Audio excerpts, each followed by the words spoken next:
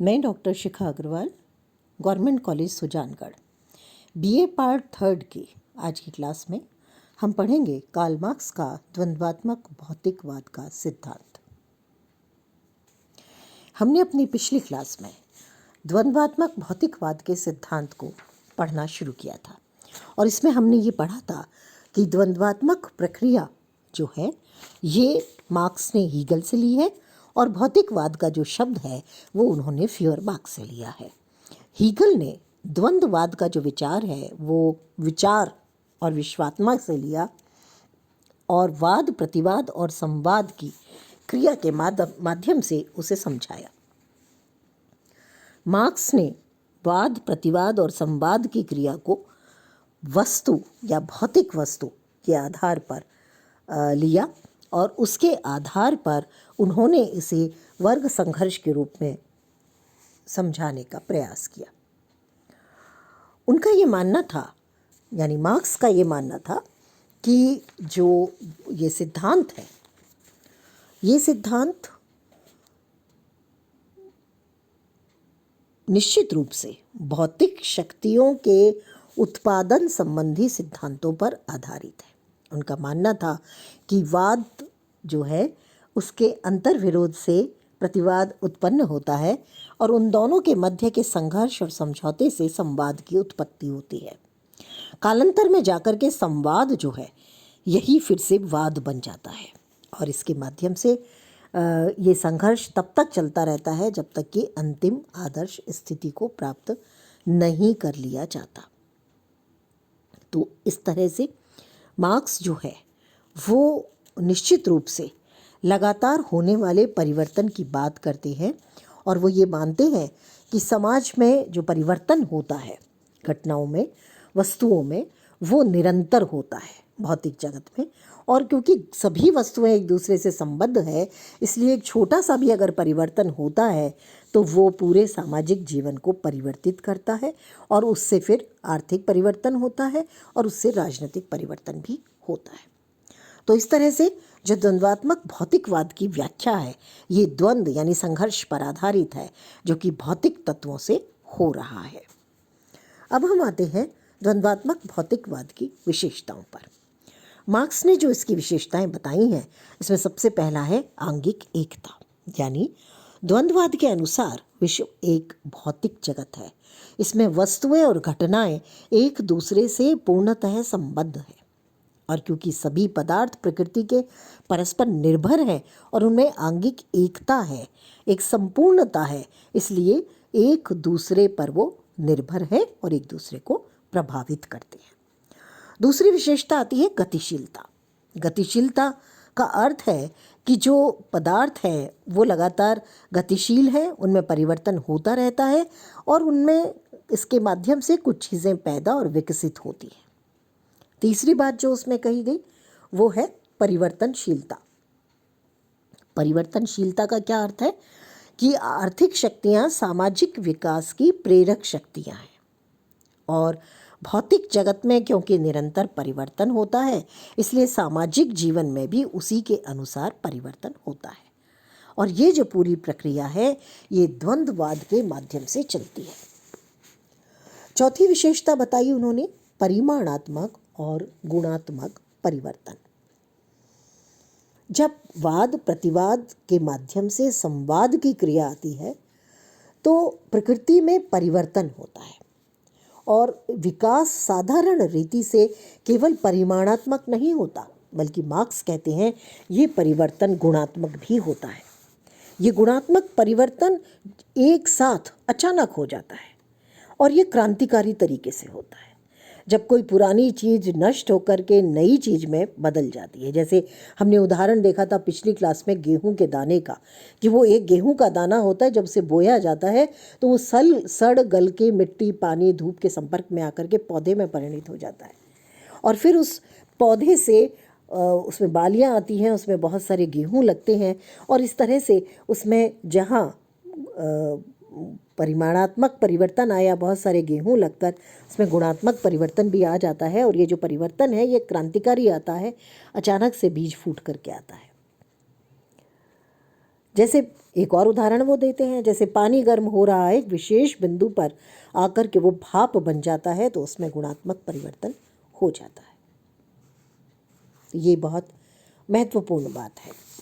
अगली बात है, ये क्रांतिकारी प्रक्रिया है, क्योंकि गुणात्मक परिवर्तन आने को मार्क्स ने क्रांतिकारी प्रक्रिया माना है। वस्तुओं में गुणात्मक परिवर्तन धीरे धीरे नहीं आता, बल्कि अचानक से आता है और शीघ्रता से आता है। छठी विशेषता इस सिद्धांत की है नकारात्मक सकारात्मक संघर्ष। प्रकृति की हर चीज में अंतर विरोध है, ऐसा मार्क्स का मानना है, और हर एक वस्तु के नकारात्मक और सकारात्मक पहलू होते हैं, जिनका आपसी संघर्ष विकास की प्रक्रिया होती है। विकास का आधार संघर्ष है, सामंजस्य या मेल नहीं है मार्क्स के अनुसार। यानी मार्क्स क्या कहते हैं कि संघर्ष विकास का आधार है। केवल संघर्ष के माध्यम से विरोधी पक्षों में आपसी टकराव से विकास होता है। यहाँ उन्होंने सामंजस्य को नहीं माना विकास का आधार, यहाँ उन्होंने उनके मध्य मेल मिलाप को नहीं माना या समन्वय को नहीं माना, बल्कि वो कहते हैं कि आपसी अंतर विरोध से उत्पन्न संघर्ष ही विकास को आगे बढ़ाता है। चलिए, तो ये तो हुई विशेषताओं की बातें। अब आते हैं द्वंद्वात्मक विकास के नियम। तो जो नियम हमें दिखाई देते हैं उसमें 3 प्रमुख बातें हमें दिखाई देती हैं। पहला है विपरीतों की एकता और संघर्ष का नियम। अगर इसे हम समझना चाहें तो जैसा कि लेनिन कहते हैं, विपरीतों की एकता और संघर्ष का नियम द्वंद्ववाद का सार तत्व है, जिससे मार्क्स का द्वंद्वात्मक भौतिकवाद जन्म लेता है। इसका अर्थ क्या है? इसका अर्थ है विकास आंतरिक विरोध से संचालित होता है, और जब तक विरोधी तत्व संतुलित रहता है या प्रसुप्त रहता है तब तक परिवर्तन नहीं होता। लेकिन जब एक तत्व बहुत तेजी से प्रबल होने लगता है तो परिवर्तन शुरू हो जाता है। विज्ञान भी ये सिद्ध करता है कि प्रत्येक एकता में परस्पर विरोधी तत्व है। जैसे मार्क्स उदाहरण देते चुंबक का, एक ही चुंबक के 2 सिरे उत्तरी और दक्षिणी ध्रुव हैं, एक दूसरे के विरोधी हैं और भिन्न हैं, फिर भी ये अलग अलग केवल उत्तरी और दक्षिणी ध्रुव के रूप में ही नहीं रह सकते। अगर हम चुंबक को बीच से काट दें 2 हिस्सों में तो उसका एक हिस्सा, एक तरफ का हिस्सा उत्तरी ध्रुव बन जाएगा और दूसरा दक्षिणी ध्रुव। दोनों टुकड़ों में दोनों ध्रुव उत्पन्न हो जाते हैं। तो श्रमिक और पूंजीपति एक दूसरे के विपरीत वर्ग के होते हुए भी एकताबद्ध पूंजीवादी समाज का निर्माण करते हैं। विपरीतों की ये परस्पर निषेधक स्वरूप निश्चित रूप से पुराने और नए के बीच, परंपरागत और आधुनिक के बीच संघर्ष को जन्म देता है। तो ये तो हुआ पहला नियम। अब आते हैं दूसरे नियम पर। दूसरा नियम है द्वंद्वात्मक भौतिकवाद का कि परिमाणात्मक से गुणात्मक परिवर्तन के रूपांतरण का स्वरूप है या नियम है। क्या अर्थ है इसका? इसका अर्थ है कि मात्रा में बहुत ज़्यादा अंतर आने से गुण में भी अंतर आता है। जैसे पानी का तापमान क्रम एक निश्चित सीमा से बढ़ जाता है तो वो भाप में परिवर्तित होता है, और अगर एक निश्चित सीमा से ज़्यादा घट जाए तो वो जम जाता है। तो इस प्रकार मात्रा में भारी अंतर पड़ने से गुण में भी अंतर आ गया। इसी तरह से प्रकृति के अन्य नियमों में भी आकस्मिक परिवर्तन होता है और उससे गुणात्मक परिवर्तन भी आ जाता है। सामाजिक क्षेत्र में जब इस प्रकार से कोई परिवर्तन होता है तो हम उसे क्रांति कहते हैं। मार्क्स क्रांति की स्वाभाविकता को सिद्ध करने के लिए इस सिद्धांत का प्रयोग करते हैं और कहते हैं कि परिमाणात्मक से गुणात्मक परिवर्तन करने वाली ये क्रांतियाँ समाज के विकास में खास महत्व रखती हैं।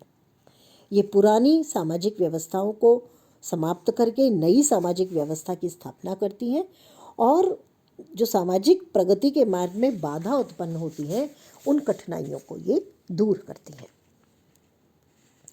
तीसरा सिद्धांत आता है निषेध के निषेध का नियम। इसका क्या अर्थ है? इसका अर्थ है भौतिक जगत के विकास की जो सामान्य दशा और प्रकृति है उसको उसके माध्यम से प्रकट किया गया है। एंगल्स के अनुसार द्वंद्ववाद के सिद्धांत में ऐसी कोई भी बात नहीं है जो हमेशा एक सी रहे। हर चीज़ का आखिरी तौर पर निषेध होता है। जैसे वाद है तो वाद का प्रतिवाद आता है, उन दोनों के माध्यम से संवाद आता है। संवाद कुछ समय बाद में फिर से वाद बन जाता है, फिर उसका प्रतिवाद आ जाता है। तो इस तरह से पुरानी चीज के नए में बदलते जाने की क्रिया को निषेध कहते हैं। निषेध का यह नियम सिद्ध करता है कि विरोधी शक्तियों के टकराव से मूल चीज का निषेध हो जाता है। जो नई चीज पैदा होती है वो पहले से कहीं ज़्यादा बढ़ के अच्छी और शक्तिशाली होती है। तो इस तरह से जो वाद प्रतिवाद और संवाद की क्रिया है उसमें मार्क्स मानते हैं कि संवाद के रूप में प्राप्त होने वाला परिणाम निश्चित रूप से वाद से ज़्यादा परिमाणात्मक रूप से भी और गुणात्मक रूप से भी अच्छा होगा, उन्नत होगा। अब आते हैं इसकी आलोचना पर। द्वंद्वात्मक भौतिकवाद का जो ये सिद्धांत है इसकी बहुत आलोचना हुई और काफ़ी हद तक ये माना गया कि ये आत्मा, विचार, आध्यात्म इसका पूरी तरह से विरोध करता है। ये केवल इंद्रियगत दिखने वाले ज्ञान की बात करता है। तो पहली आलोचना इसी से जुड़ी है। आत्म तत्व की उपेक्षा करता है। आत्मा की अनुभूति से अलग ये चिंतन देता है जो वस्तु पदार्थ से जुड़ी है, इंद्रिय ज्ञान से जुड़ी है, इंद्रिय पदार्थ से जुड़ी है, जो जिसे हम कहते हैं भौतिक संसाधन से जुड़ी है, विचारों से जुड़ी हुई नहीं है। दूसरा आता है भौतिकवाद की धारणा अस्पष्ट है, जटिल है, स्पष्ट परिभाषा नहीं है। पदार्थ किस प्रकार गति करते हैं ये एक द्वंद्वात्मक भौतिकवाद में रहस्यमय तरीके से दिखाई देता है। तीसरी आलोचना की जाती है भौतिकवादी दर्शन है। ये पूरी तरह से भौतिकवाद पर आधारित है और मार्क्स का मानना था कि मानवीय चेतना भौतिक तत्वों के अधीन है। मानव जीवन में भौतिक संतुष्टि सर्वोत्तम लक्ष्य है। आलोचक कहते हैं कि ऐसा नहीं है कि मनुष्य सिर्फ भौतिक सुख प्राप्त करना चाहता है, बल्कि वो आदर्शवादी दर्शन को भी लाता है, आदर्श को मानता है। जो उसकी चेतना है उसका भी महत्व है और उसके क्रियाकलापों का भी महत्व है। चौथी आलोचना की जाती है कि चेतन जो द्वारा जड़ पदार्थों का संचालन हो रहा है। मार्क्स चेतन तत्वों का स्रोत जड़ पदार्थों से मानते हैं, जबकि संसार में सर्वत्र चेतन व्यक्ति द्वारा जड़ शक्ति के संचालन को देखा जाता है। जड़ पदार्थ में कोई गति स्वयमेव नहीं उत्पन्न हो सकती। मार्क्स उसे स्वयमेव गतिशील और विकासशील मानते हैं, जो कि तर्कसंगत नहीं है। पांचवी आलोचना जो इसकी की जाती है वो है द्वंद्वात्मक पद्धति का विकास एक कल्पना मात्र है। अगर हम देखें तो सृष्टि में ऐसा नहीं होता। गेहूं के बीज का जो उदाहरण उन्होंने दिया है वो भी एक स्वाभाविक विकास है। वो वाद प्रतिवाद और संवाद के रूप में नहीं दिखाई देता। तो इसको हम पूरी तरह से वाद प्रतिवाद संवाद की क्रिया के रूप में नहीं देख सकते। ये केवल एक जिसे हम कह सकते हैं कि कपोल कल्पित घटना है, कपोल कल्पित विचार है, कल्पना मात्र है। और छठी आलोचना जो हम देखते हैं वो है प्रमाणों की बजाय दृष्टांतों पर बल देते हैं। कोई ऐतिहासिक प्रमाण नहीं देते, कोई वैज्ञानिक प्रमाण नहीं देते, बल्कि उसके स्थान पर सिर्फ दृष्टांत देते हैं, उदाहरण देते हैं, जिसके आधार पर वो प्रकृति को संचालित करने की बात करते हैं, जबकि ऐसा नहीं होता। तो ये हुआ द्वंद्वात्मक भौतिकवाद का सिद्धांत। लेकिन इसके बावजूद भी इसका महत्व है और इस सिद्धांत में उन्होंने सुधारवाद के स्थान पर किसी प्रकार के सुधार की, समन्वय की बात उन्होंने नहीं की।